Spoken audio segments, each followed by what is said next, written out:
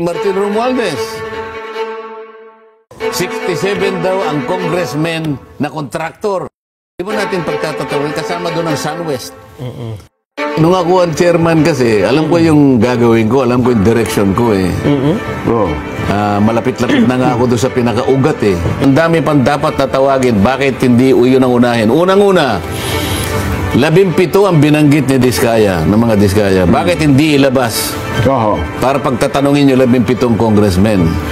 67 daw ang congressman na kontraktor. Yung Bakit hindi patawag yun?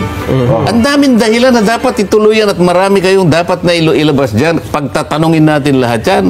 Si Martin Romualdez, ilang beses nabanggit na, kinonekta na. Di ba natin pagtatanungin, kasama doon ang SunWest. Ang SunWest, ito yung, this is the company founded by Saldico. Siya yung pinakamaraming nilatag na mga insertions na binabanggit ni Toby Chango. 13.8 billion, 2 probinsya lang. Di ba, hindi mo matatawagin itong mga ito?